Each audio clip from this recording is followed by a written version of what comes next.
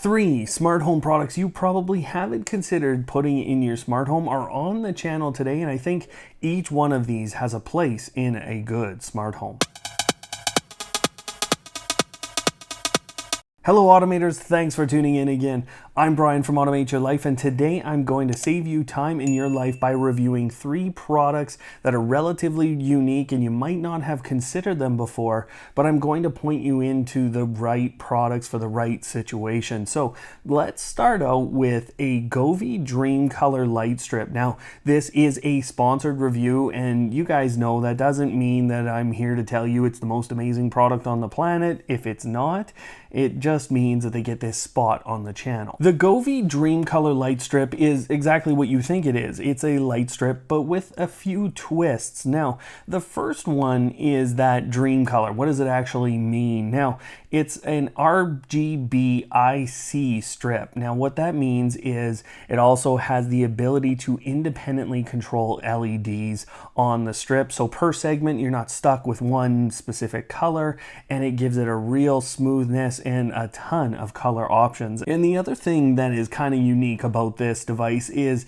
its controller. Now, its controller is fairly regular, but you have the ability to switch between 3 different modes, and then there's a microphone on it that allows you to synchronize it with sound it's hearing. Now, keep in mind, that doesn't mean that it's a full synchronization thing like you've seen with the Philips Hue Sync. No, it just can go up and down in terms of lighting, kind of flash on and off based on what it's hearing around you, and you can set that as a mode. Once I had it physically installed on the TV, I had also set it up inside of the application, and that process was easy. And on top of that, all the different color options that you have access to through that application are really fun. I mean, they have a DIY mode that allows you to basically create your own effects at some level. And again, with that microphone, you have like 4 different kinds of ways that you can use that microphone, and it really gives you a lot of different choices for how this light strip and your overall lighting in the room can look. Now,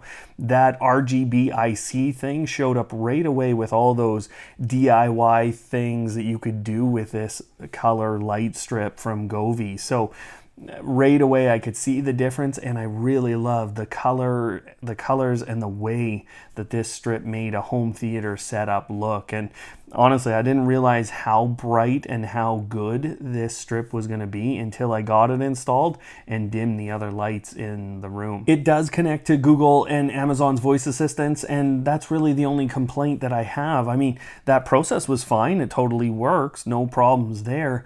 But I couldn't bring those DIY scenes in, or the scenes really, from the light strip. So that was my only real issue with it. But I asked Govee about that. That's on their roadmap for development. So that would really improve, I think, how you could control this with your Google Home if you had all those different scenes set up, and then you're able to just call those up. Now, if there's one you just like and you normally just turn that on or off, well, then you're going to be able to do that, and that's how I think most people use a light strip. So that link is down below. I can definitely recommend this one. I did a lot of great things with it in a very short period of time, and I'm a little bit upset that I actually installed it at someone else's house. Now, the Ikea bookshelf speaker can be a bookshelf, and it has a number of different mounting options. You can connect physically through the hardwire connection like most Sonos speakers, and then you can also connect wirelessly like most Sonos speakers as well. So then what you have is just a power cable coming out of this, and you can make those installations look really clean. Now, what's great about this speaker is that it is a Sonos speaker.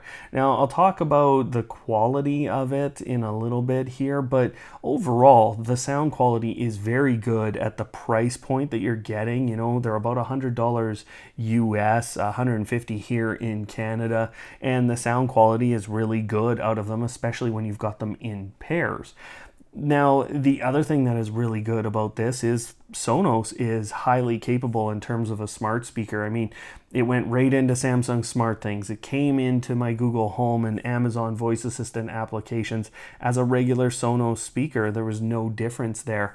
I'm also using it as AirPlay 2 speakers connected to my Apple TV 4K. So it can be a really good home theater setup in that way. There's some bugs with Apple TV a little bit with anything AirPlay and within their system, but in general you just work around it quickly and you're good to go. Now there are two things that I'm not entirely in love with, and the first is that speaker quality, because when I just put this next to my Sonos Play 1, which is a number of years old at this point and probably shouldn't outperform that speaker, but it does.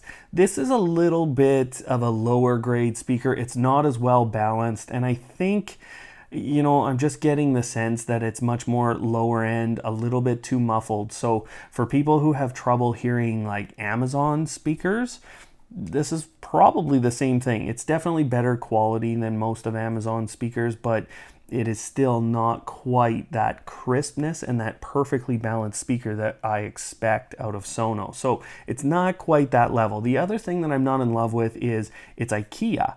And the reason I say that, I mean, it's a positive in terms of it being a shelf, but companies, when they do software updates, they usually prefer their own speaker devices. And so I could see over time a device like this falling off a little bit, especially if the lineup doesn't take off from Ikea or they struggle with sales. You could really see this product fall off versus some others, and with it being a bookshelf, you probably have a pretty permanent installation. Now, sitting on a table, I think they look great on their own. They don't necessarily need to be a bookshelf, and AirPlay 2 is going to be there for a long time. So overall, I really love this speaker. I like it as the home theater approach within Apple TV, their system there. I like that approach with it, and I do like just listening through my Sonos application in general and the integration. So overall, I can recommend this for specific situations. And finally, on to our third smart home product, which is a humidifier, but it's a smart home humidifier. This is one from SwitchBot, and it actually works within their system. Now, this is exactly that. It is a humidifier. Every one of us has owned one, and if you have kids, you've probably owned like 6, but this is what this device is. It has a fairly good tank size. It has a filter that goes on the inside. And again, there's unboxing videos down below for you here on our tutorials page, so you can see what's actually physically inside here. But it connects to a pretty regular AC adapter, and then it's connecting through Bluetooth to their SwitchBot Hub or Hub Mini. Now, there's a number of reasons why I like the SwitchBot humidifier. Number one, it's through SwitchBot, and they have that thermometer and hygrometer. That's a $20 device that is Bluetooth as well, and it all works with the SwitchBot Hub, so you can basically have a humidity sensor that is driving the decisions around this, and you can set that all up just inside of SwitchBot's application. Really easy to manage the humidity in my child's room.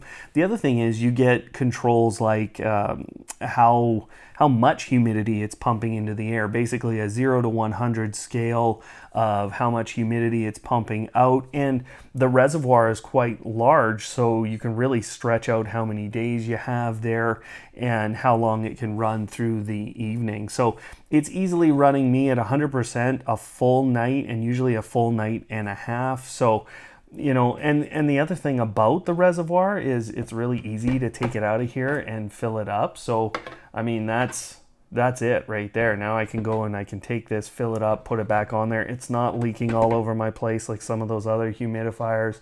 It's a really well constructed humidifier that just happens to connect to SwitchBot. Now, SwitchBot also connects to SmartThings, and you can bring those thermometer and hygrometers into SmartThings, and then this humidifier as well in there. Set all your automations in there, so you can do a ton with this system in terms of maintaining humidity in a space. I think the biggest drawback, if I had to actually come out with a drawback, is that this button during setup was a little bit confusing. I mean, their instructions actually told me not to be confused by it, but it's not a physical push button, so it's just a little bit odd. Otherwise, totally something that I can recommend. All the links are down below. Go check those out. You can go and buy anything here through the affiliate links we have down below. Otherwise, guys, of course, as always, thanks for watching, and don't hate, automate.